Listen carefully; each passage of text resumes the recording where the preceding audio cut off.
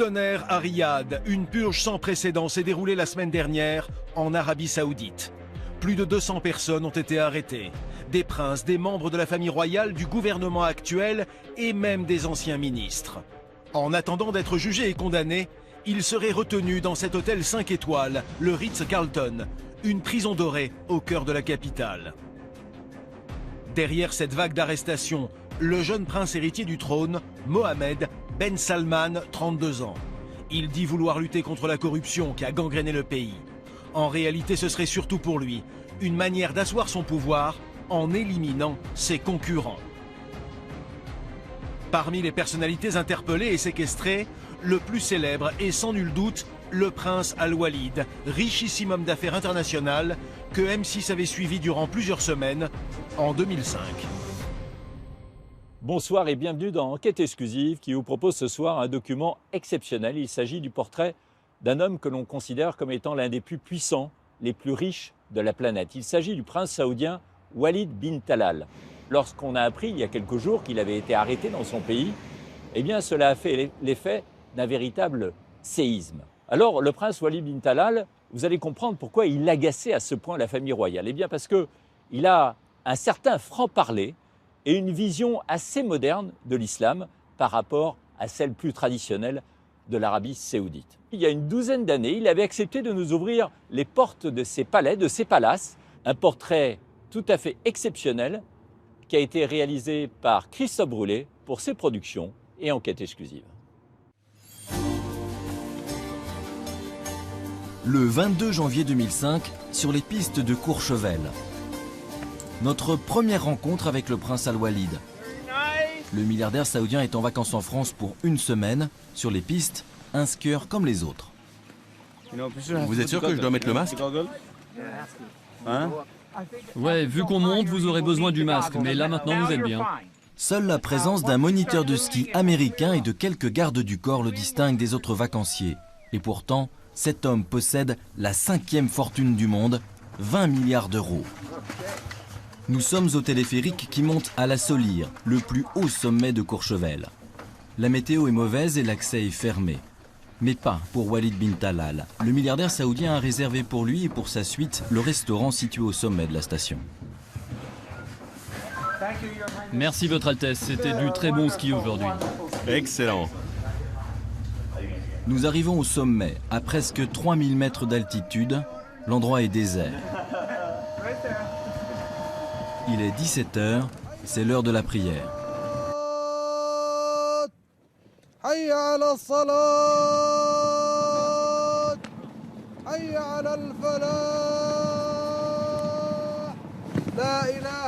Le prince Al-Walid est un musulman wahhabite, la branche la plus rigoriste de l'islam. Strict respect des principes du Coran et prière obligatoire 5 fois par jour, quelles que soient les circonstances. Il fait moins 10 degrés, il neige, peu importe.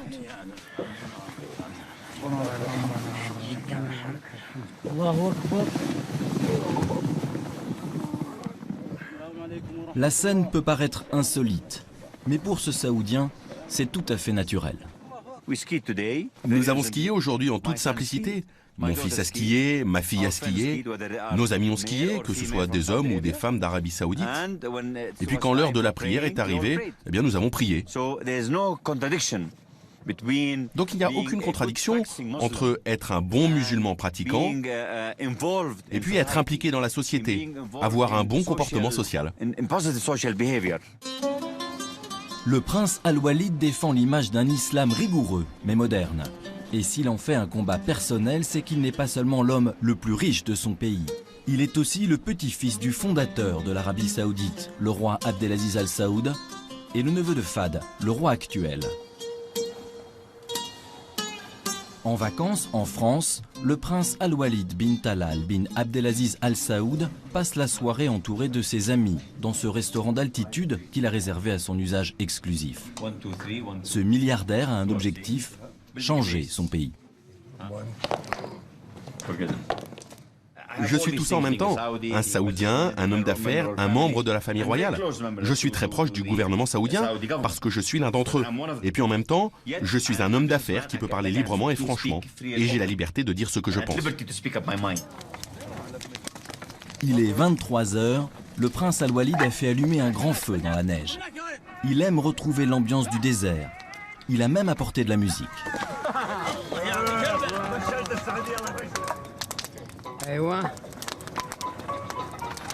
Autour de lui, sa suite, de vieux bédouins qui l'accompagnent partout, quelques amis, mais aussi son valet, son coiffeur, son médecin, ses gardes du corps et un conseiller financier américain.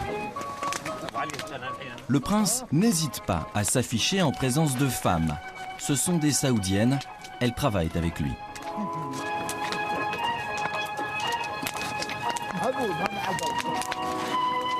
Ce soir-là, le prince nous a donné un rendez-vous.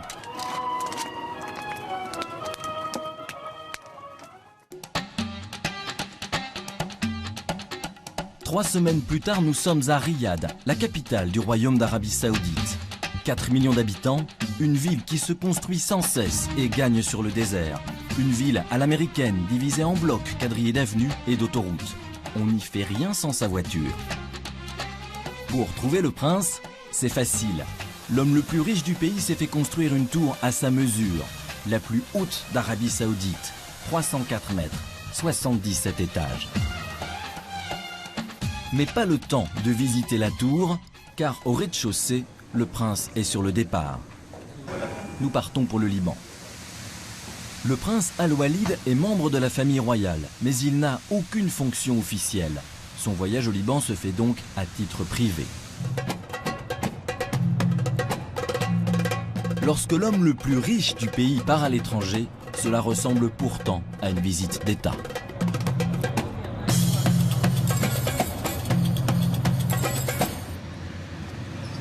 À l'écart de la zone commerciale de l'aéroport, voici l'avion du milliardaire. Ce parking est réservé à la famille royale. L'avion du prince Al-Walid est un Boeing 767. Protocole oblige, le prince est le premier à monter à bord.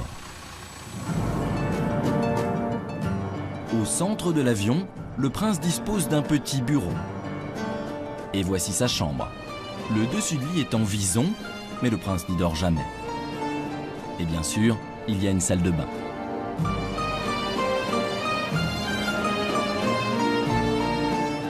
À l'avant, il y a le grand salon. Walid bin Talal voyage avec ses conseillers. Ce jour-là, son médecin privé et un avocat. Les hôtesses sont saoudiennes, anglaises, polonaises, et le prince souhaite qu'elles soient habillées à l'occidental. Le milliardaire saoudien possède en fait 3 avions privés, dont 2 plus gros que celui-ci, un Airbus A340 et un Boeing 747. Il a l'embarras du choix. Certains avions ne peuvent pas atterrir sur de petits aéroports. Alors dans ces cas-là, on choisit le petit modèle. Certains avions sont plus rapides que d'autres aussi. Alors certaines fois, on prend le plus rapide. Et puis il y a des avions qui prennent plus de passagers que d'autres, mais qui coûtent plus cher aussi. Alors au final, on choisit selon les besoins.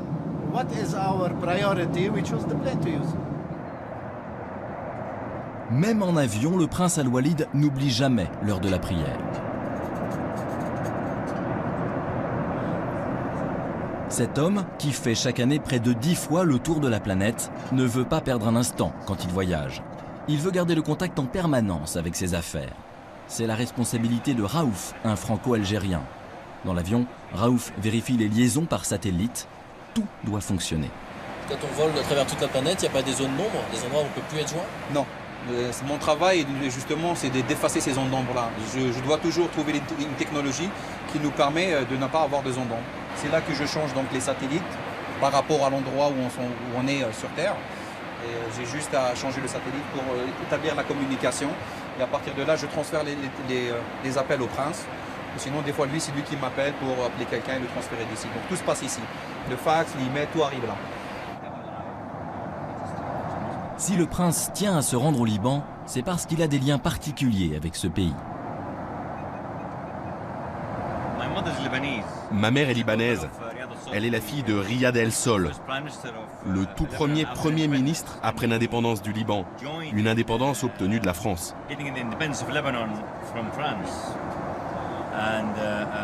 Et moi, j'ai habité au Liban, où j'étais à l'école élémentaire, chez ma mère.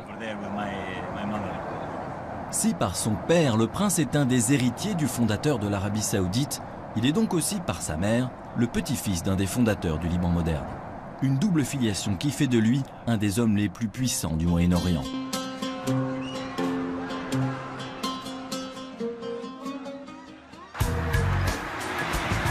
Retour à Riyad, et cette fois-ci, nous allons pouvoir visiter la tour du prince Al-Walid. Presque au sommet, voici le siège de sa société, Kingdom Holding. Le prince Al-Walid n'est pas un roi du pétrole, mais un financier. Sa société, fondée il y a 25 ans avec selon lui 15 000 $, pèse aujourd'hui près de 24 milliards de dollars. Il est 30 fois plus riche que la reine d'Angleterre. Le milliardaire est actionnaire de plusieurs dizaines de multinationales dont les logos sont affichés sur les murs du hall d'entrée. Et à l'entendre, s'enrichir, c'est facile, il suffit d'acheter quand une très grande marque se porte mal. Ces entreprises ont toutes connu des difficultés, parfois même des grosses difficultés, mais elles ne seront jamais fichues. Et notre travail à nous, c'est d'être à l'affût de ces sociétés. Et au bon moment, on achète. Pour moi, le secret, c'est de savoir quand acheter et à quel prix. C'est ça qui vous fait gagner beaucoup d'argent. Son plus joli coup, c'est en 1991. Le prince achète alors 600 millions de dollars d'actions de Citigroup, la plus grande banque du monde, à l'époque en pleine crise. Depuis, sa mise a été multipliée par 18. Ce milliardaire investit aussi dans l'industrie hôtelière et dans l'immobilier, et il est propriétaire de 6 chaînes de télévision.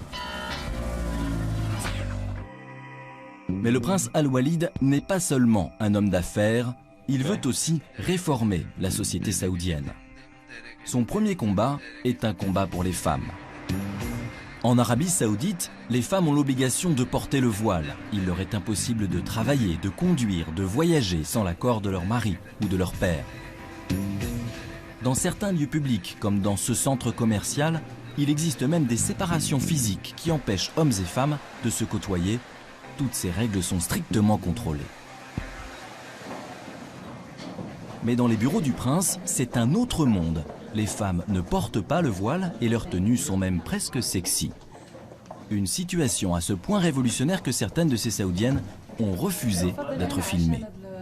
Pour le prince, les contraintes qui pèsent sur les femmes saoudiennes n'ont rien à voir avec la religion. Elles sont imposées par la tradition, et la tradition, il veut la bousculer. Je suis à l'avant-garde, aux avant-postes, en offrant aux femmes des postes importants dans ma société. Car j'espère que nous serons la locomotive pour d'autres entreprises, et même pour le gouvernement, afin de permettre aux femmes de travailler. Bien sûr, dans les limites de la tradition islamique.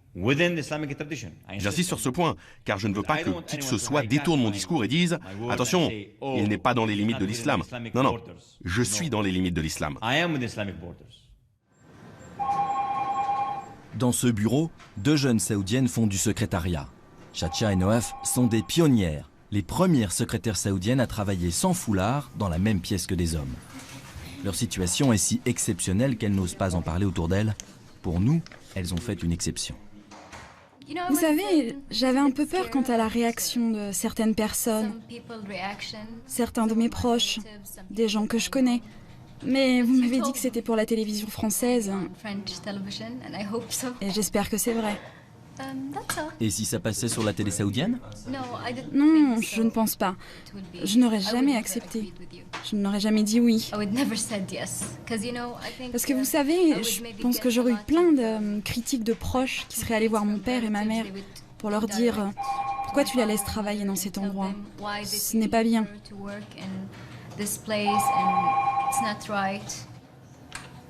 Pour pouvoir travailler ici, ces jeunes femmes ont dû obtenir l'aval de l'homme qui leur est le plus proche.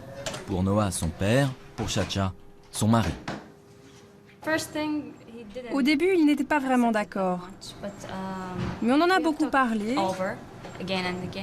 Et il est venu ici avec moi pour voir comment c'était. Ça lui a plu, il a été d'accord. Et c'est facile pour vous de travailler avec des hommes? Oui, c'est très facile pour moi. Je les traite comme des collègues, hommes ou femmes, ce sont tous les mêmes. C'était ma décision de saisir ou non cette opportunité, mais j'étais très contente qu'il nous ait donné cette grande chance. Je peux donner plus à ce pays et je peux prouver que je peux faire le travail d'un homme dans un environnement mixte et que cela ne m'affectera pas. Ce n'est pas rien, vous savez. Mais voilà, si l'initiative du prince plaît à ses visiteurs occidentaux, elle se limite au siège de son entreprise.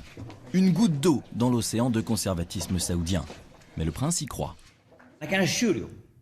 Je peux vous assurer que tout ce que nous avons déjà fait depuis l'an dernier se répand déjà dans la société. On parle déjà du vote des femmes pour les prochaines élections municipales. On entend déjà parler de la possibilité que des femmes soient employées dans la diplomatie. On entend déjà parler du fait que des femmes puissent aussi être employées par des ministères, dans des administrations. Donc l'utopie se réalise, et l'idéal aussi. Bon, ça progresse pas très vite, mais c'est en route.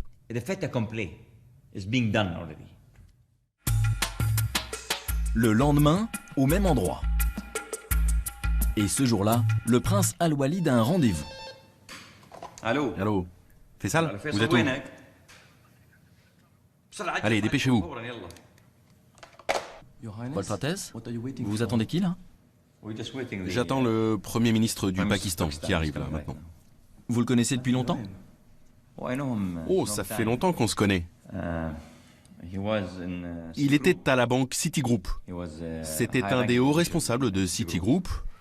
Et puis il était aussi... Citigroup dont je suis un des gros actionnaires. Il était aussi le PDG de la Saudi American Bank, dont je suis aussi un des actionnaires. Enfin, c'est vraiment une grosse pointure. Et de le connaître, ça aide dans les affaires? Ça fait pas de mal.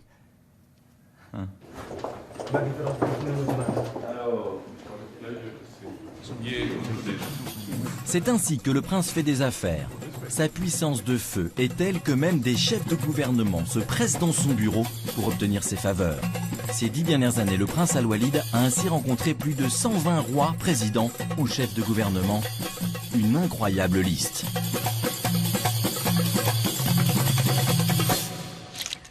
La reine d'Angleterre et son fils, George Bush, et son père. Mais aussi le colonel Kadhafi, Yasser Arafat, Silvio Berlusconi, Juan Carlos d'Espagne, sans oublier Jacques Chirac, qui a reçu le prince à l'Élysée en juillet 1999.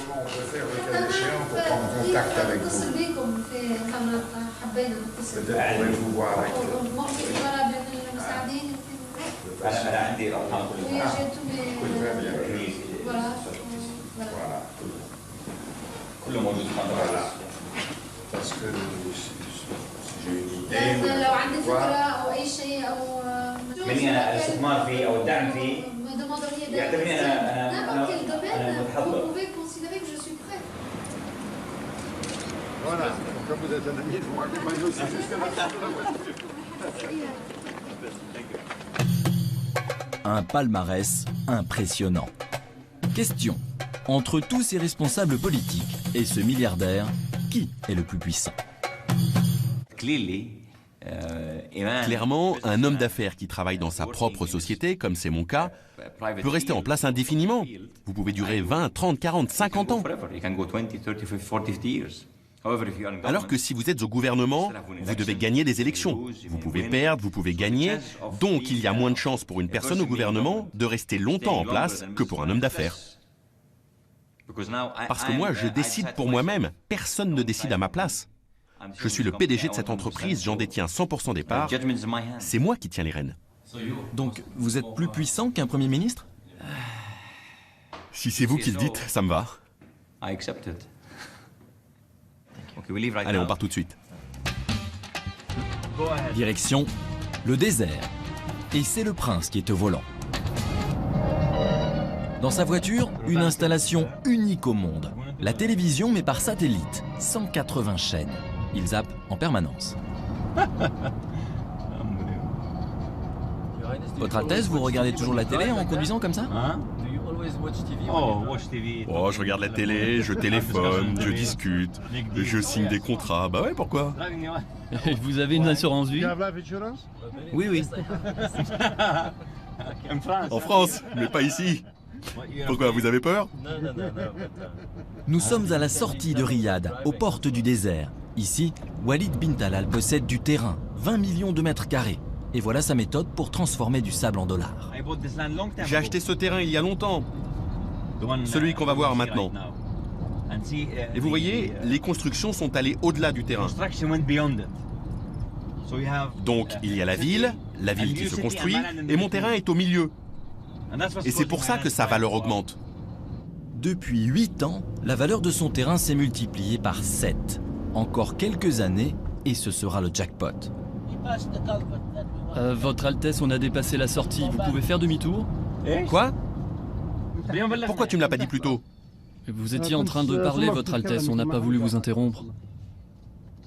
Demi-tour. Derrière la voiture du prince Al-Walid, toute une caravane le suit. Ce sont ses conseillers, architectes et géomètres. Une expédition. Il faut passer en tout terrain. C'est joli par ici. Il y a un bouton. Laisse-moi regarder, c'est celui-là? Automatique? C'est écrit là. Ouais, j'essaye de lire. Alors, 4 bas, ça va être assez? En attendant de revendre ce terrain au prix fort, le prince veut le rentabiliser en créant un camp du désert pour riches expatriés prêts à payer très cher une nuit dans les dunes. Une fois que vous êtes ici, vous avez toute la vallée devant vous. Je continue à monter? Vous pouvez. Encore un petit tour de piste et tout le monde suit. Il faut trouver le meilleur endroit pour imaginer le projet. Pas facile de se repérer dans les dunes.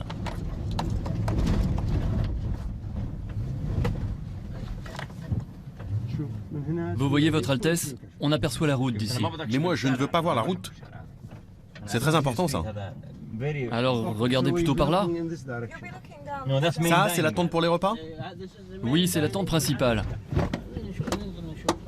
Comme beaucoup de membres de la famille royale, le prince Al-Walid doit une partie de sa fortune à des opérations immobilières.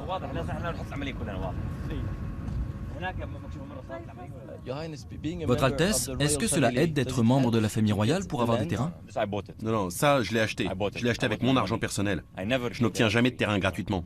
Il est souvent dit que des membres de la famille royale obtiennent des terrains gratuitement. Non, ceci a été acheté et j'en ai la preuve.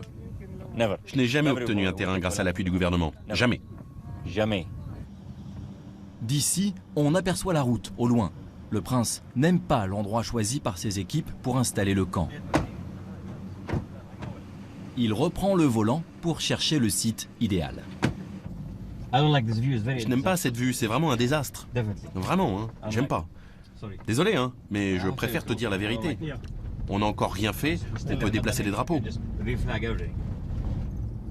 Ça y est, ni trop bas ni trop haut, protégé sans être encaissé, à l'écart de la route, ce sera finalement ici. La tente, on va la mettre ici. Vous savez ce que c'est ça? Eh bien ça, c'est la sortie de la tente. C'est tout, terminé.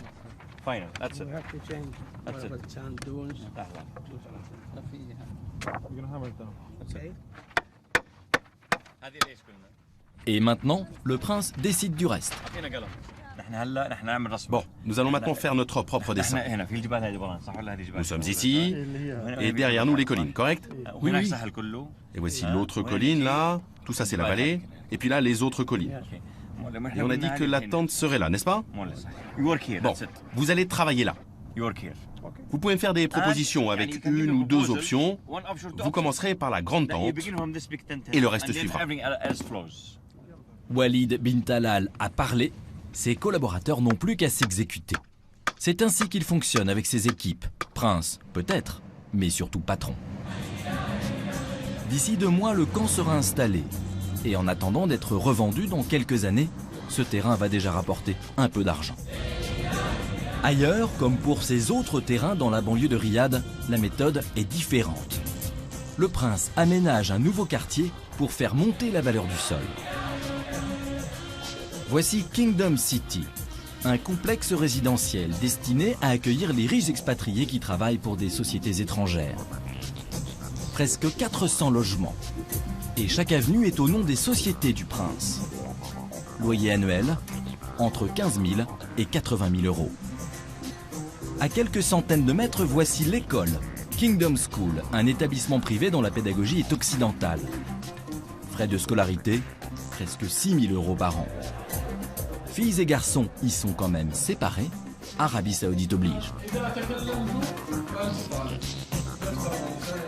Et juste à côté, le prince a aussi fait construire cet hôpital privé dont il a choisi l'architecture. C'est plutôt celle d'un hôtel, comme pour la réception.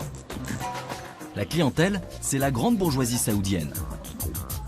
300 chambres décorées avec soin et dignes d'un 4 étoiles. Et pourtant, c'est bien un hôpital qui offre toutes les spécialités et des coffres-forts dans les chambres. Tout autour, les terrains du prince se vendent comme des petits pains et se construisent. Tout le bénéfice est pour lui. Sa plus grosse opération immobilière en Arabie Saoudite est visible de loin, c'est sa tour, la fierté du prince. Regardez ça. C'est aussi beau que Brigitte Bardot il y a 20 ans, non? Ça vous fait rire? Une beauté qui rapporte. En plein centre-ville, toutes les parcelles voisines de la tour ont pris de la valeur. Nous quittons le prince pour aller visiter une autre de ses propriétés, son palais. Voici les murs du palais. Une enceinte carrée de 500 mètres de côté, bien protégée. De l'extérieur, impossible de voir ce qui se cache derrière ces murs. Voici la porte d'entrée. Ce palais a été construit il y a 6 ans. Le prince Al-Walid, actuellement célibataire après 3 divorces, vit ici avec sa fille de 21 ans et son fils de 23 ans. À chacun son bâtiment, un pour le prince et 2 autres pour son fils et sa fille, 317 pièces au total. La visite commence par les jardins. Tout a été conçu par le prince lui-même. Il adore prendre ses repas en extérieur. Un jardin japonais, quelques rocailles, de quoi organiser d'agréables barbecues. Cette piscine se prolonge à l'intérieur du bâtiment de droite. C'est le jardin secret du prince Al-Walid, le hall africain. Ici, la lumière est jaune, c'est normal, c'est pour faire sa vanne. Walid bin Talal est un passionné de nature et d'Afrique. C'est ici qu'il rassemble ses trophées, des animaux chassés au cours de safaris africains.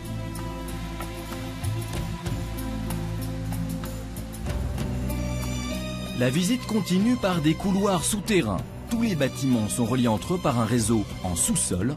Il y fait plus frais. Voici le complexe sportif privé du prince. Il s'y rend tous les soirs pour nager dans cette piscine. Il peut y faire des longueurs de 30 mètres ou se lancer de son plongeoir de 5 mètres. Tout autour du bassin, des petits salons permettent de recevoir les amis et de leur montrer la maquette de la tour Kingdom, la fierté du prince. C'est un décorateur français qui a conçu cet endroit, la France, où le yacht du prince est amarré chaque été dans la baie de Cannes. Bien sûr, il y a une salle de cinéma privée. Le prince est un amateur de films américains et côté français, il adore Louis de Funès. Et quand il faut partir, le prince peut choisir. Il change de voiture tous les jours. Des 4x4 qu'il possède chaque fois en double, un pour lui et un pour ses gardes du corps. Celle-ci n'est pas en double, c'est la Rolls-Royce du prince. Surprise, c'est 2 petites voitures coréennes. Le prince est actionnaire de cette marque. Voici la sienne avec sa plaque personnelle. Dernière étape de la visite, l'entrée vers les salons de réception. Régulièrement, le prince invite des hôtes de marque, des membres de la famille royale, mais aussi des chefs de tribu venus de toute l'Arabie Saoudite. Et ce qui se dit dans ces salons a de bonnes chances de remonter jusqu'aux oreilles du roi. Notre visite s'arrête là. Le prince ne nous a pas laissé filmer ses appartements privés. Mais Walid bin Talal a voulu nous montrer autre chose, juste derrière son palais.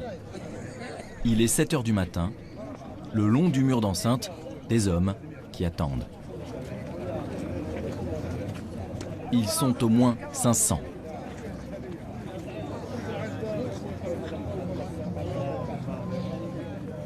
Et, à quelques mètres, autant de femmes. L'ambiance est assez agitée.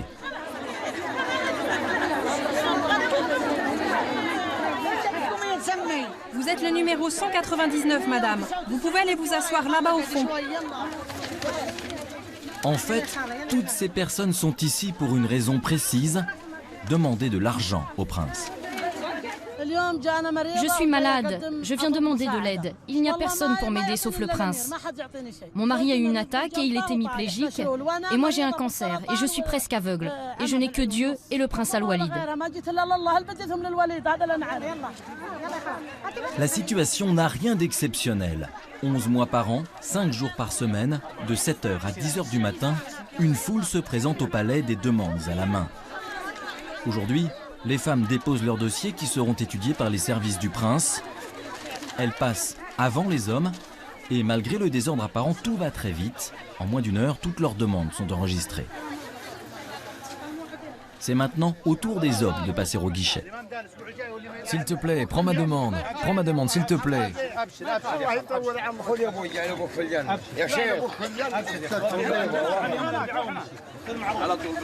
Il s'agit d'un système traditionnel fondé sur le Coran. Donner, c'est gagner sa place au paradis. Recevoir, c'est permettre à celui qui donne d'être meilleur devant Dieu. En Arabie Saoudite, les familles riches distribuent toujours de l'argent. L'ambiance est très détendue. S'il te plaît, fais passer mon dossier. Reviens demain à 7h. S'il te plaît, fais passer mon dossier, signe-le, s'il te plaît. Bien, reviens demain. Je te laisse ça, prends ça pour que tu n'oublies pas. C'est bon, j'ai compris, ça va. Je ferai passer ton dossier. Que Dieu te bénisse. Et donc je reviens quand? Demain à 7h. Que Dieu te bénisse. Ma demande est une habitude annuelle que je présente à son Altesse. Une aide chaque fois pour la même chose. J'ai un travail, mais ma famille est grande. Il faut bien vivre. Les princes, c'est eux qui nous demandent de venir. C'est eux qui nous permettent de repartir avec quelque chose. Toute demande doit être justifiée par des dossiers médicaux, des preuves d'endettement, des pièces administratives. Selon nos estimations, au moins 100 000 personnes se présentent ici chaque année. Mais impossible de savoir quels sont les montants distribués, et ceci pour des raisons religieuses. C'est de la charité. Chez les musulmans, c'est une pratique qui ne regarde que l'individu et son Dieu. Chez nous, on dit « ce que donne la main droite, la main gauche n'a pas à le savoir », pour éviter la vantardise. Mais les chiffres sont secrets ?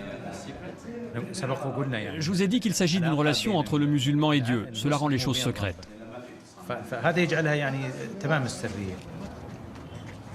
Pour avoir une réponse à cette question, il faudra la poser au prince lui-même. L'occasion nous en est donnée quelques jours plus tard. 4 ou 5 fois par an, le prince Al-Walid, l'homme le plus riche d'Arabie Saoudite, se rend lui-même dans des quartiers pauvres de Riyad. Car il y a des pauvres dans ce pays. Le prince est entouré de gardes du corps. La visite du milliardaire a été préparée par son service de bienfaisance. Il est attendu.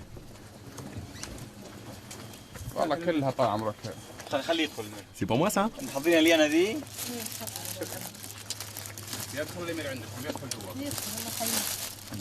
Vous saviez que je venais, hein?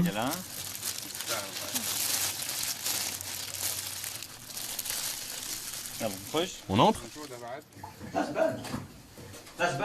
C'est terrible, c'est terrible. Et c'est ça l'Arabie Saoudite. Vous voyez, c'est un mythe que tout le monde soit riche ici. C'est pas vrai, regardez, là voilà la réalité. Combien de personnes vivent sous le seuil de pauvreté dans le pays? Il y a au moins 700 000 familles. Multiplié par 2 ou 3 personnes, allez disons 2 ou 3 millions de personnes. Et la position officielle de l'Arabie Saoudite aujourd'hui, les statistiques officielles, c'est que 2 millions de personnes vivent sous le seuil de pauvreté. Nous devons faire de notre mieux pour les aider, directement ou indirectement. Oh, je le crois pas, regardez ça. L'aide sociale existe, mais elle est très limitée, tout comme le système de retraite. Et dans le pays, le taux de chômage, selon des estimations officieuses, est de 30%. Car en dehors du pétrole, peu d'activités économiques se sont développées. L'aide directe du prince, ce sont des distributions d'argent.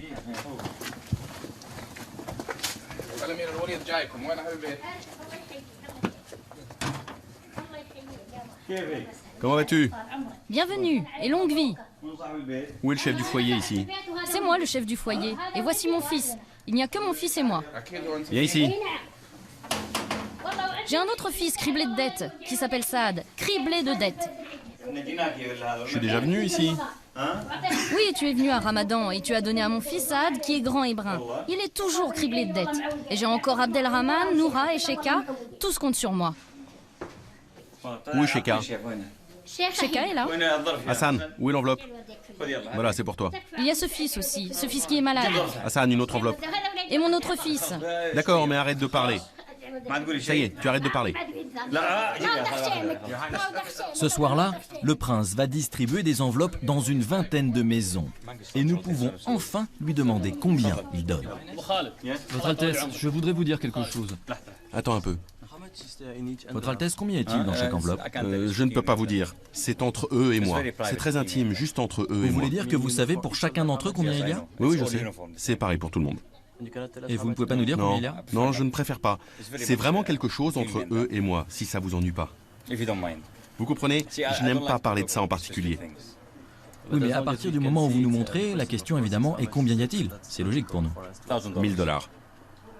1000 $ chacun? Oui. Oui. Qu'est-ce que ça représente en termes de salaire par rapport au pays? Pas grand-chose. Ces gens, par exemple, ils ont un loyer de $2000 par an. Alors vous leur payez presque un an de loyer? Je viens là 1 ou 2 fois par an. Parfois, quand il y a des cas vraiment difficiles, ils viennent au palais. On leur dit qu'ils peuvent venir. Parfois, cela varie entre 1000 et $3000. Parfois. Minimum $1000, maximum 3000. C'est l'échelle. Ce soir-là, Walid bin Talal a distribué devant nous près de 40 000 €. Mais le prince ne limite pas sa générosité à son pays. Il finance aussi des programmes de développement en Afrique. Avec plus de 100 millions d'euros distribués par an, il est un des plus généreux donateurs privés de la planète. Il a par exemple donné 14 millions d'euros aux victimes du tsunami.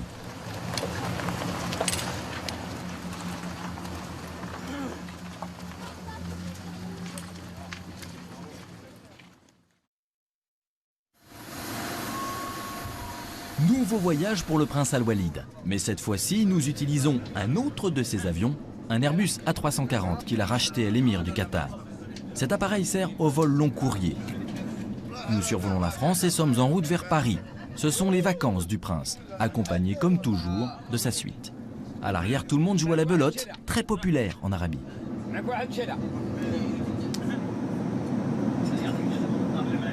Pendant ce temps-là, à l'avant, le prince est avec ses amis proches.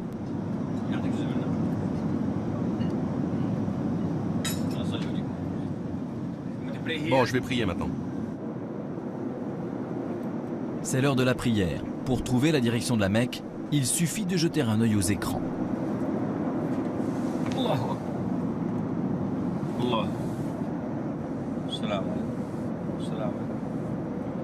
Malgré son immense fortune et sa vie hors du commun, le prince Al-Walid se défend d'avoir perdu le contact avec la réalité. Je ne laisserai jamais le pouvoir m'aveugler. Jamais. Un journaliste m'a demandé une fois, « Prince, vous êtes numéro 3 ou numéro 4 dans le monde. Quand est-ce que vous serez numéro 1 ?» J'ai 2 possibilités. Regarder devant moi les 2 ou 3 personnes qui me dépassent en pouvoir et en argent et me dire, « Je vais les avoir. » Ou regarder derrière moi et voir ces 7 milliards de personnes et dire « Oh, merci mon Dieu pour ce que je suis. » J'ai décidé de regarder derrière moi et de dire « Merci mon Dieu de m'avoir mis devant eux. » Et pour ceux qui sont devant, eh bien bonne chance à eux. Et maintenant, ce sont les vacances. Ou plutôt, la colonie de vacances. Car lorsque le prince Al-Walid se déplace avec son entourage, il lui faut un autobus, mais son Altesse est au premier rang. Voici l'entourage du milliardaire. Un groupe hétéroclite qui mélange vieux amis, collaborateurs professionnels et employés personnels. Et, c'est la tradition, de vieux bédouins, amis de la famille. Voici le médecin personnel du prince. Il est libanais, tout comme le coiffeur. Et le disc jockey, c'est la princesse Rim. C'est la cassette de ma fille. Mais d'habitude, j'ai ma propre cassette. Mais là, c'est la sienne. Quel est le nom de ce morceau? C'est un mélange de chansons arabes. Mes chansons préférées. Alors, qui décide, vous ou bien votre père? Mon disque, ma musique. Vous voyez, j'utilise une expression française avec mon fils, ma fille et les gens avec moi. Je pratique le laisser-faire. Elle peut faire ce qu'elle veut et ils peuvent faire ce qu'ils veulent. Chacun a sa liberté et je n'impose rien. Elle a été bien élevée, mon fils a été bien élevé. Tous ces gens sont des gens bien, irréprochables, droits, ils font ce qu'ils veulent. Tout ceci dans les limites de l'islam. Sous certaines règles, comme par exemple, pas de cigarettes, pas d'alcool, pas de discothèque, pas de bar. Rien qui ne soit pas respectueux de l'islam. Mais tout le reste, c'est bon.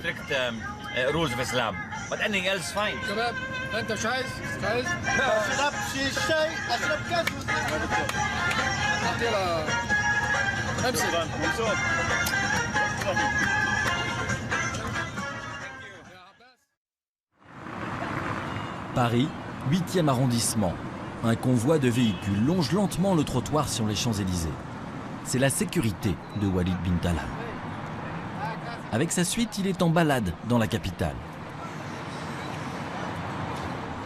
Le prince connaît très bien la France. Il y passe au minimum 1 mois par an pour affaires ou en vacances. Et ce soir-là, il dîne avec amis et collaborateurs dans une brasserie de l'Alma. Sur la table, pas d'alcool, pas même pour les amis occidentaux du prince, et pas de cigarettes non plus. Le prince a des liens privilégiés avec notre pays depuis des années. Mon père était le premier ambassadeur d'Arabie Saoudite en France. Ma mère vit ici, ma tante vit ici. Elles ont toutes les deux des appartements à avenue Foch et avenue Montaigne. Mon père aussi d'ailleurs a un appartement à avenue Foch. Donc on est très liés à la France. Et pour lui, ce sera avenue Georges V, l'hôtel Georges V qu'il possède. Il l'a racheté pour 140 millions d'euros en 1996. À l'époque, le Georges V n'attirait plus personne. Une vieille dame décrépite, à l'avenir incertain. Le prince Al-Walid a dépensé 180 millions d'euros pour le rénover. Après 3 ans de travaux, le Georges V a retrouvé son lustre. Lorsque le milliardaire est à Paris, il réserve une 50aine de chambres pour lui et sa suite. Nous retrouvons Raouf, le responsable des télécommunications du prince. Voici l'étage réservé. Là à gauche, vous avez donc la suite de son Altesse Royale. Elle est juste là.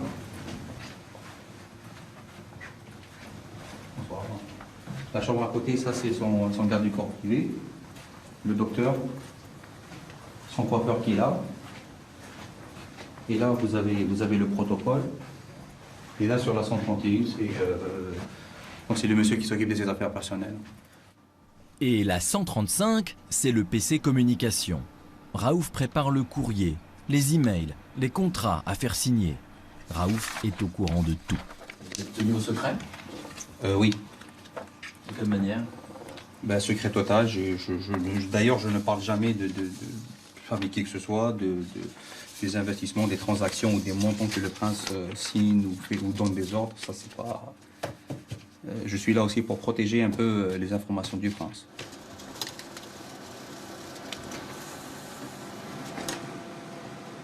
Et voilà le Wall Street Journal qui vient d'arriver. Il est presque 2 h du matin. Raouf doit rejoindre le prince pour lui fournir les tout derniers emails. Walid bin Talal a fini de dîner et se trouve désormais au Fouquet's. Les Bédouins sont là, toute une partie de la terrasse est réservée. Et la question du moment, c'est qu'est-ce qu'on mange demain soir? On voudrait manger chinois. Et on doit réserver dès ce soir, hein? Du chinois. Ok, chinois. On pourrait manger chinois à l'Alsace? De la nourriture chinoise dans un restaurant français. Dans ce cas, on ferait peut-être mieux de manger français. Faudrait savoir. Tu veux un repas chinois ou pas? Vous voyez? Regardez comme il est mécontent. Regardez comme il est énervé. Chauvinisme français. Bon alors d'accord, on aura un repas français dans un restaurant français, voilà.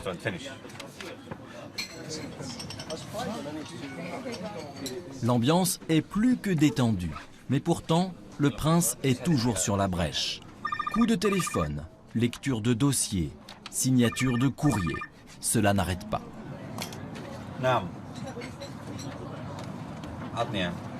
Allô? Allô? Allô? Et parfois, pour de très grosses affaires. L'accord que je viens de signer à l'instant, c'est mon engagement dans l'augmentation de capital d'Euro Disney. Aujourd'hui, là, je viens de le faire à l'instant, par hasard. Combien? Environ 25 millions d'euros, maximum. Hein. Là, maintenant? Oui, je viens de signer maintenant cet accord. Là. Il est très tard dans la nuit, à l'hôtel Georges V.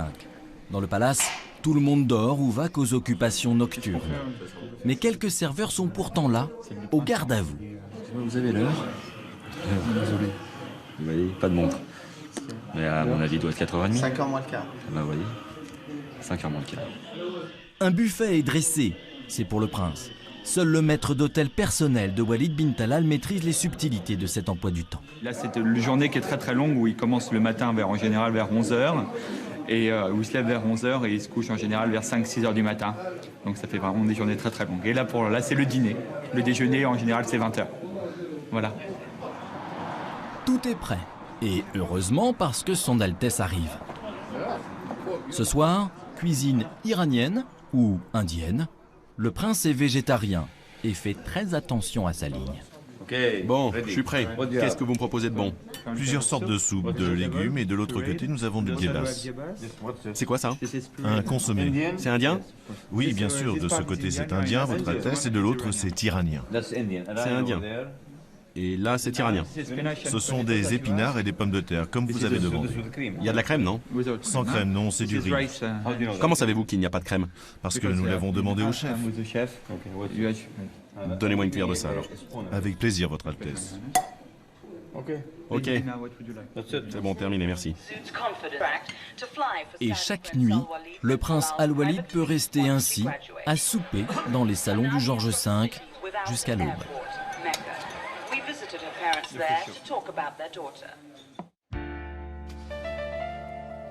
Au même endroit, quelques courtes heures de sommeil plus tard, le maître d'hôtel du prince est au garde à vous.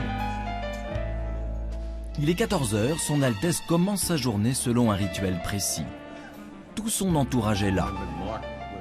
3 chargés de protocole, 2 secrétaires, 2 gardes du corps saoudiens et un Français, et un valet sans oublier le vieux bédouin.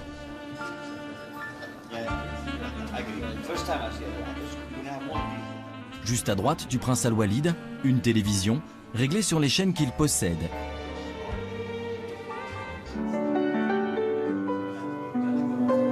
Cet après-midi, le prince doit recruter des hôtesses de l'air pour son nouvel avion, le Boeing 747. Sa chef hôtesse, Emma, a réalisé pour lui une présélection parmi des candidates. Ces jeunes femmes travaillent toutes déjà pour des compagnies aériennes. Le prince leur a offert le voyage à Paris pour qu'elles puissent venir passer un entretien.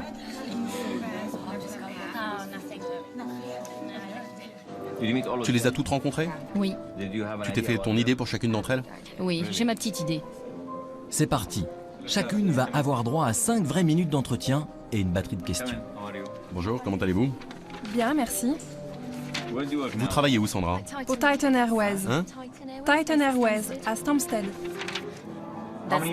Combien d'années êtes-vous resté avec Qatar Airways? 3 ans et demi. Et vous les avez quittés, là, maintenant? Oui, en juillet.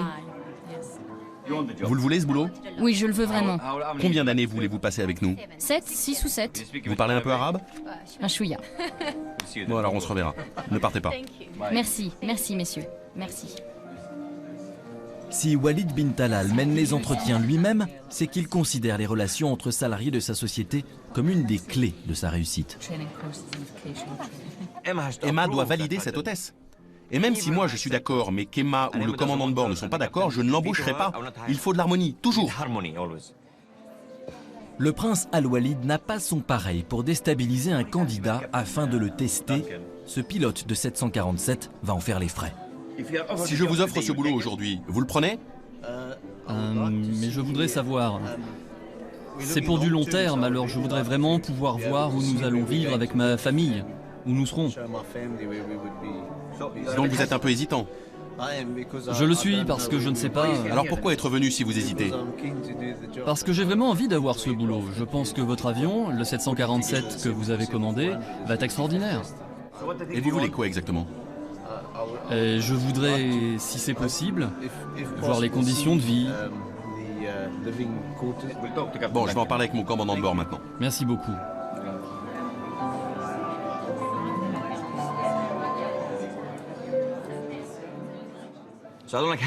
Je n'aime pas les gens hésitants.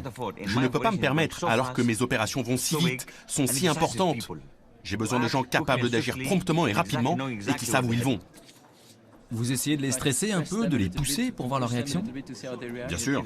S'il doit craquer dans le quart d'heure, autant qu'il craque ici, et pas à 30 000 pieds d'altitude. Bien sûr. S'il doit craquer, qu'il craque au George V, ici, sur la terre ferme. Après avoir fait passer une dizaine d'entretiens d'embauche, Son Altesse va maintenant se consacrer à toute autre chose. Ces hommes, menés par Raouf, sont arrivés de Londres ce matin. Depuis 5 ans, ils travaillent à un des projets les plus incroyables du prince Al-Walid. Et aujourd'hui, ils viennent lui en montrer les tout derniers éléments. Bonjour, je peux m'asseoir à côté de vous? Où vous voulez. S'il vous plaît, venez là. Vous êtes le bienvenu. Manal, du thé. Voici les plans du bateau que Walid bin Talal va bientôt se faire construire. Et ce n'est pas vraiment une coque de noix. Ce sera un des meilleurs bateaux du monde. Et quelle est sa taille? Sa longueur? Quelle est sa longueur, monsieur Beckett? Sa longueur est de 171 mètres, votre Altesse. 171. Monsieur Beckett est le responsable du bateau. Et quel sera le rang de ce bateau parmi tous les yachts privés du monde? Numéro 1. C'est l'architecte et c'est lui qui le dit. Numéro 1. Car, pour le moment, le prince ne possède que le 26e plus long bateau privé du monde, le Kingdom 5 KR, qui ne mesure que 86 mètres de long. Construit en 1980, ce yacht a successivement appartenu au milliardaire saoudien Adnan Khashoggi, puis au sultan du Brunei, et enfin au millionnaire américain Donald Trump. Le prince Al-Walid a racheté le bateau en 1991 et l'a entièrement réaménagé. Mais il veut un nouveau bateau qui sera 2 fois plus grand. Et voilà le bateau. Mais vous gardez ça secret, hein? Très moderne. Entre moderne et ultra moderne. Rien de classique, une icône. Comme la tour Kingdom que vous avez vue à Riyad. Une icône. Comme le George V, une icône. Euro Disney, une icône. Des symboles, des repères, et toujours le même message. Un message de force, de profondeur, d'être le numéro 1. Un point, c'est tout. À la semaine dernière, nous avons appris la demande de Son Altesse d'inclure dans le plan un foyer sur le pont. Pour faire un feu. Un grand foyer à l'extérieur. Comme ce que vous avez vu à Courchevel. Donc c'est un foyer central et le soir ce sera très agréable, tard dans la nuit, à 1h, 2h du matin, quand le feu brûlera sur le pont. À 3h. Est-ce toujours facile de travailler avec Son Altesse? Ah, il est très exigeant. Mais c'est le défi. Si c'était facile, on n'irait pas aussi loin. C'est un défi d'aller aussi haut. Vous gardez le contrat, ne vous inquiétez pas. Est-ce que je peux vous demander le budget pour ce bateau? Non, vous pouvez pas. Le prix est secret car le prince négocie encore avec les chantiers navals qui vont construire le bateau. Mais selon nos estimations, il est au minimum de 160 millions d'euros.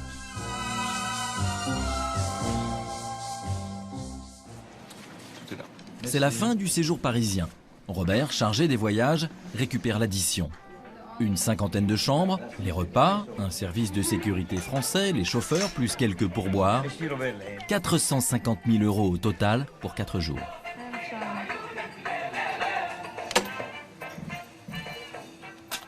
Ça aussi, ils vont le filmer?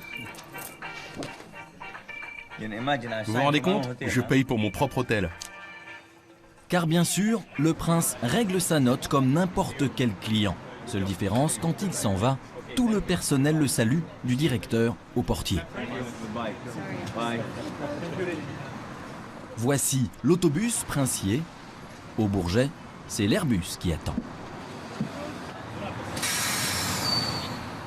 Prochain séjour en septembre. D'ici là, le directeur va pouvoir souffler. Retour à Riyad. Depuis les attentats du 11 septembre 2001, il y a plus qu'un froid entre l'Arabie Saoudite et les États-Unis. Le prince Al-Walid, qui a investi l'essentiel de sa fortune aux États-Unis, veut renouer les liens entre les deux pays. Ce soir, un dîner se prépare dans la tour du milliardaire. Ce n'est pas un dîner officiel, mais il peut compter dans les relations entre Riyad et Washington. Et le prince vérifie lui-même les moindres détails. Vous avez rédigé le menu ou pas encore? Vous allez le mettre là? Vite, très vite s'il vous plaît. Quand est-ce que vous allez mettre les noms? J'attends le... Ce sont nos couverts, ça? Oui, oui. Ça, ce sont nos couverts? Oui, oui. C'est vrai? Pas mal. L'invité du prince, c'est Madeleine Albright, ex-chef de la diplomatie américaine sous la présidence Clinton. Bonjour. Comment allez-vous? Bonjour, comment allez-vous? Elle représente désormais des investisseurs américains. C'est elle qui a demandé à rencontrer le prince. Ça me fait vraiment plaisir de vous rencontrer. Moi aussi. Mais ce soir, l'objectif est déjà de bien se comprendre et de parler vrai. Alors Madeleine Albright met tout le monde à l'aise par une petite plaisanterie autocritique. J'ai entendu une blague l'autre jour. Un homme est à l'aéroport et il demande à quelqu'un « Qu'est-ce que vous pensez de l'Amérique ?» Et cette personne lui répond « J'adore les Américains. » Alors l'homme demande à une deuxième personne qui lui répond « Quel pays merveilleux, j'adore l'Amérique. » Et ensuite il demande à une troisième personne « Qu'est-ce que vous pensez de l'Amérique ?» Le gars lui répond « Génial, un pays fabuleux. » Et notre homme demande à une quatrième personne « Qu'est-ce que vous pensez des Américains ?» Et la personne répond « Je déteste les Américains. » Et donc notre homme lui dit « Pourriez-vous surveiller mes bagages s'il vous plaît, parce que vous êtes la seule personne qui dit la vérité. » Très drôle. J'étais dans le bureau du président Clinton, nous étions en train de prendre le petit déjeuner, on discutait, et juste avant la fin de la rencontre, je lui ai demandé « Quel est le plus gros regret que vous ayez eu pendant votre présidence ?» Il a tapé du poing, et il a dit « Ce maudit Arafat m'a tout fichu en l'air. » C'est vrai. L'ambiance est si détendue que tout le monde en oublie notre caméra.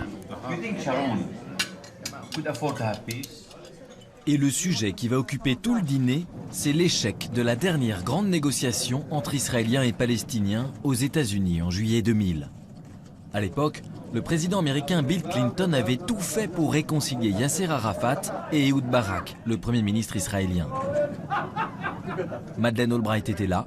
Le prince veut savoir ce qui s'est vraiment passé. Qu'est-ce qui a cassé dans les négociations entre Barak et Arafat?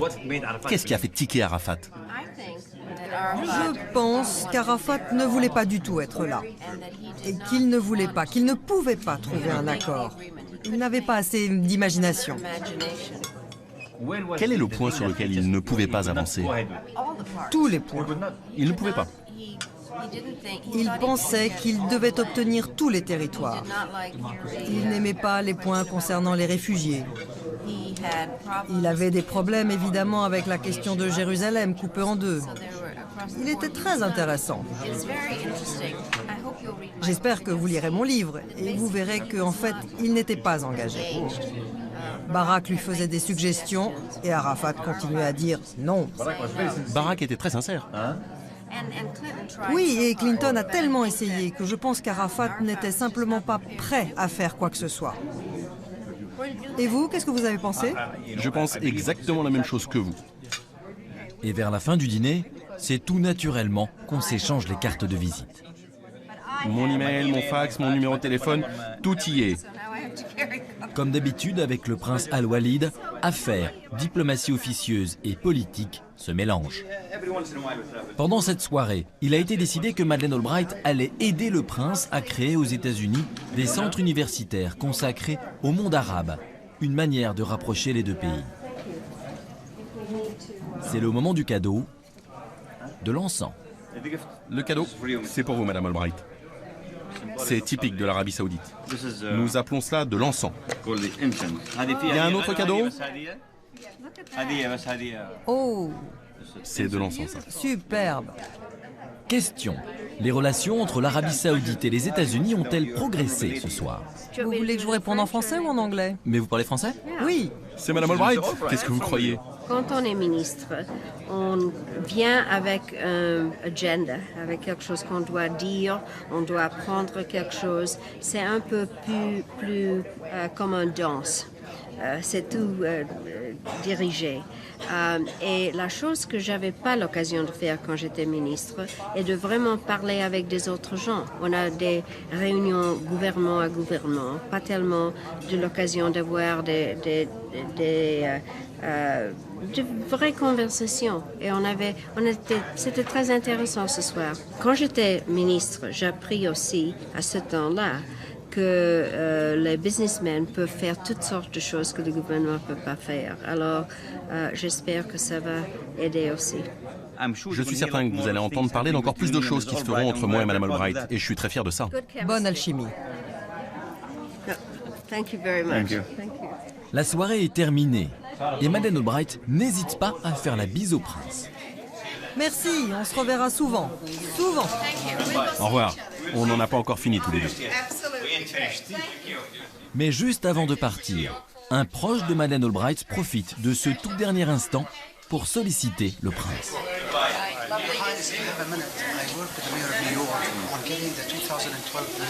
Yes, yes.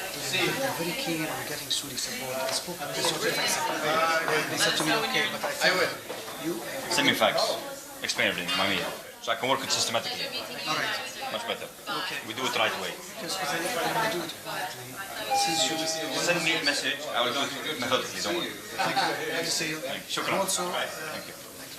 Thank you. Thank you very much. We'll see you. Great place. Thank you. Vendredi matin, comme tous les Saoudiens, le prince Al-Walid se rend à la mosquée. Il est entouré d'une dizaine de gardes du corps. Cette mosquée que le prince a fait construire il y a 10 ans se trouve à 5 minutes du palais. Elle n'appartient pas au prince, mais il l'a entièrement financée. Walid bin Talal y vient toujours à pied et s'installe toujours au même endroit, dos à un pilier. L'Arabie saoudite est la terre de l'islam. C'est dans ce pays que cette religion est apparue, il y a 1400 ans. Aujourd'hui, l'islam est ici la religion d'État. Et la famille royale est considérée comme la gardienne de l'islam. Elle choisit les responsables religieux du pays. Des responsables qui influencent aussi les musulmans du monde entier.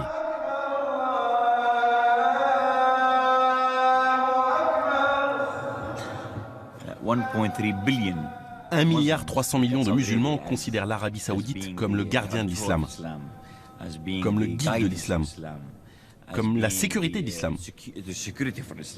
Et le même nombre de fidèles prient tous les jours, 5 fois par jour, vers Dieu et en se tournant vers la Mecque. Donc il y a une énorme responsabilité et je peux vous assurer que la famille royale et le gouvernement d'Arabie saoudite prennent ça très très au sérieux. La présence de notre caméra dans cette mosquée saoudienne pendant la prière est tout à fait exceptionnelle. Les fidèles sont surpris, mais bienveillants. Quant au prêche, pas de doute, il nous est clairement destiné.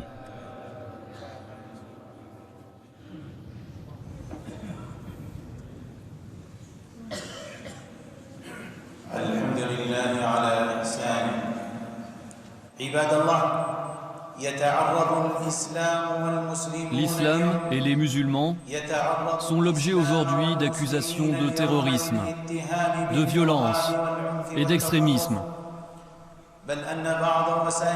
Certains médias biaisés considèrent le terrorisme comme une caractéristique intrinsèque à l'islam et à ceux qui y adhèrent. Même les apparences d'appartenance à l'islam posent des problèmes dans certains pays et dans certains milieux sociaux.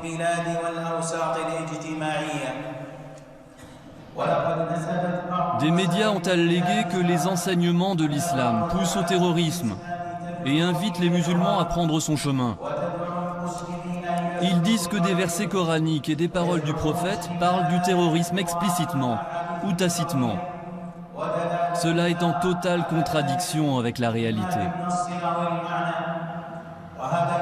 Le prophète dit au sujet des gens du livre: les juifs et les chrétiens ont les mêmes droits que nous et les mêmes devoirs que nous. Le Coran enseigne le bon traitement avec eux.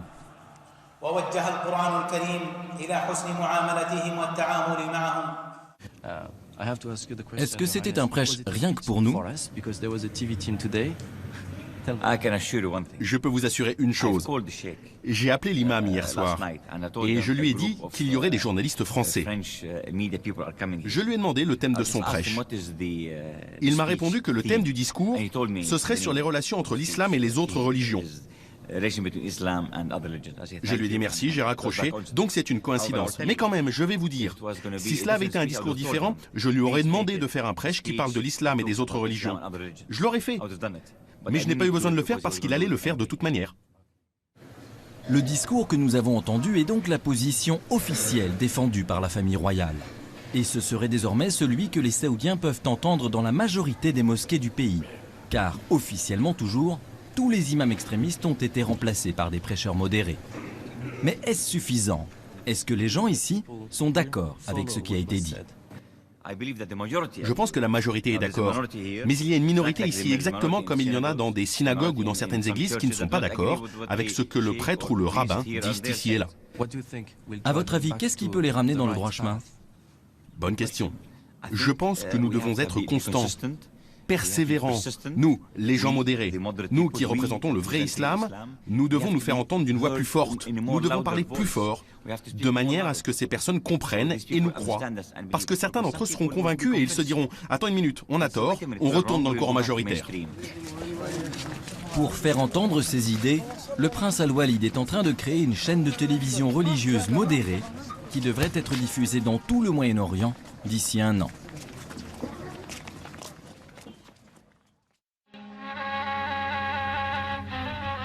À 50 km de Riyad, en plein désert, on se croirait dans un décor digne d'un James Bond. Des tentes dressées sur les dunes, des groupes électrogènes et des antennes satellites. Nous sommes dans le Desert Camp du prince. Un camp provisoire, une sorte de camping royal, mélange de technologie et de tradition. Et justement, voici son Altesse. Nous sommes mercredi soir, la veille de week-end en Arabie Saoudite. Et comme chaque mercredi, le prince vient passer une nuit dans le désert. Il est 22 h. La soirée commence par un rendez-vous traditionnel sous la tente, un majlis, une assemblée ouverte à tous ceux qui s'y présentent. En Arabie, petits chefs locaux ou membres de la famille royale ont le devoir de tenir ce genre de réunion. Pendant 2 heures, le prince va recevoir des visiteurs venus lui dire ou lui demander quelque chose. Comme ça, pas bien pour moi. Même sous la tente, la nuit, la température peut descendre à quelques degrés seulement au-dessus de 0. Devant le prince, des faucons, symboles de puissance qui sont dressés pour chasser ou décorer, et toujours la télévision à portée de vue. Voici les premiers pétitionnaires. Ce sont des chefs de tribus et des notables, une quinzaine de personnes. Leurs demandes n'ont rien de politique. En général, ils veulent simplement de l'argent ou un avantage personnel. Par pudeur, ils parlent très bas.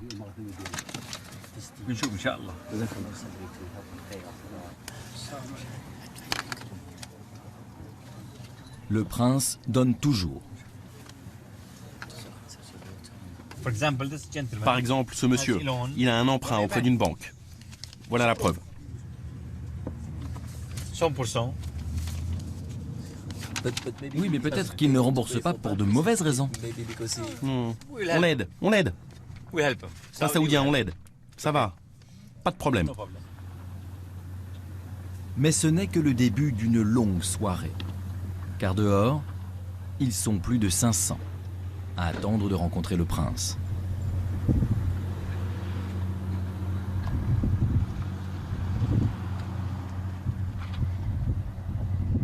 Ces hommes arrivent de tout le pays.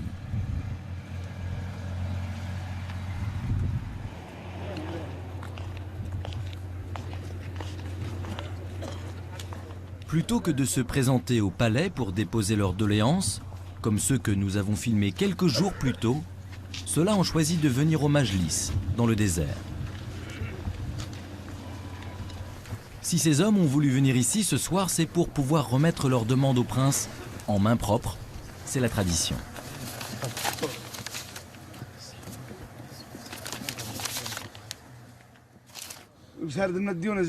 J'ai énormément de dettes et je compte sur Dieu et sur toi.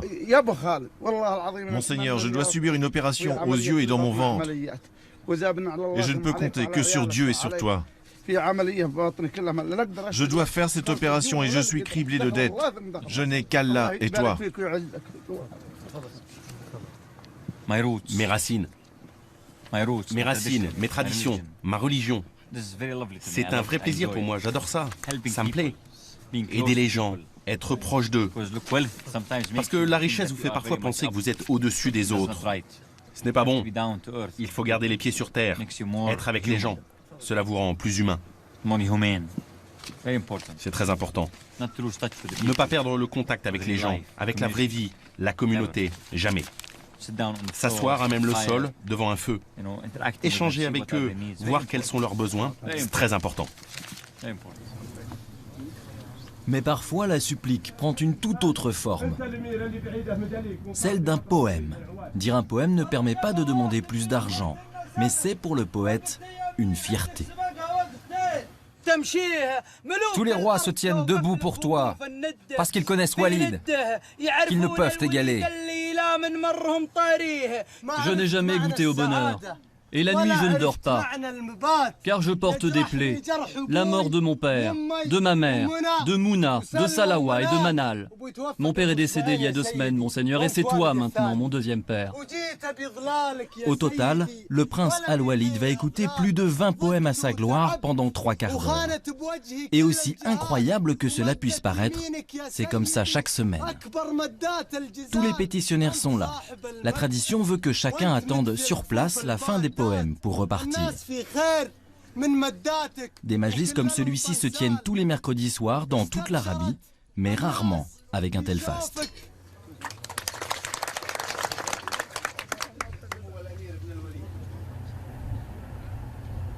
Il est 2 heures du matin, ne reste plus que les intimes.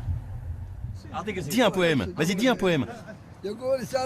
Ce bédouin n'est pas n'importe quel poète. Il était à Courchevel et à Paris avec le prince. Il l'accompagne partout, un peu comme un vieil oncle. Encore la tradition. Qu'est-ce qu'il dit, votre Altesse? Il dit qu'on y va. Les derniers pétitionnaires sont partis et Walid bin Talal rejoint une petite terrasse en plein air où ne restent que ses amis. C'est ici que le prince aime finir la nuit. Ici, plus personne ne vient lui demander quoi que ce soit. Et comme toujours, lorsqu'il aime se détendre, il y a un grand feu.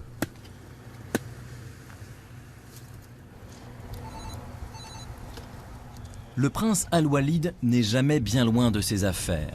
Et devant nous, il a conclu la vente de son Boeing 767 par SMS. Autour de lui, son entourage du désert se détend.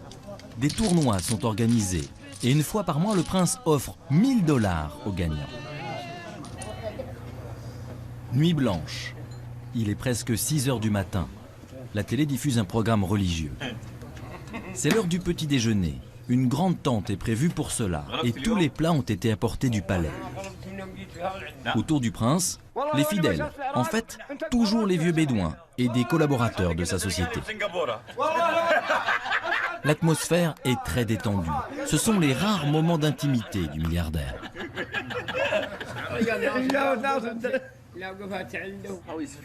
Comment est-ce que l'amitié est possible pour quelqu'un dans votre position?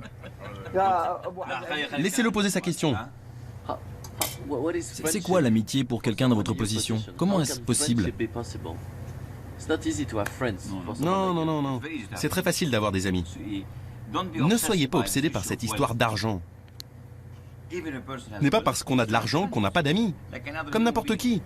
Il y a un mythe dans ce monde qui dit que quand on a beaucoup d'argent, si Dieu vous a donné beaucoup d'argent, vous êtes coupé du monde, vous êtes alouf, ce qui veut dire voler très haut, sans aucun contact avec qui que ce soit. Mais là, ce sont tous mes amis. L'amitié pour moi, c'est comme l'amitié pour vous ou pour n'importe qui d'autre. Et je lui accorde la même valeur que celle que vous lui accordez. Oui, mais moi je suis quand même obsédé par votre fortune, d'accord? Oui, ça j'ai compris. Quelqu'un qui est très riche pourrait craindre que les gens viennent à lui parce qu'il est riche. Comment est-ce que vous faites avec ça? Oui, bien sûr. J'ai de vrais amis, j'ai des relations d'affaires, j'ai des gens qui travaillent pour moi, et puis j'ai des gens qui viennent me voir pour d'autres raisons. Pour ma fortune, par exemple, ça je le sais. Mais ça va, dans ma tête, heureusement, j'arrive à faire la part des choses, à donner à chacun une position dans le tableau d'ensemble. Mais ça va, c'est la vie.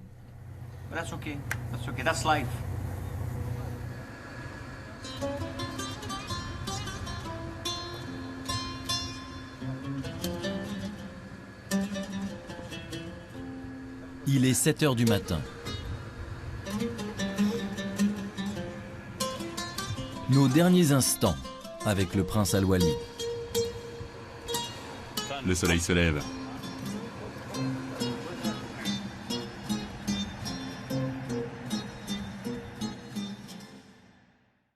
Cette émission a été préparée avec Alice Guillamon, réalisation plateau, Mathieu Créciot, Richard Garcia et Christophe Joly, rédaction en chef d'Enquête exclusive, Jean-Marie Tricot et Bertrand Deveau, production Fanny Rosello. Bonne soirée sur M6.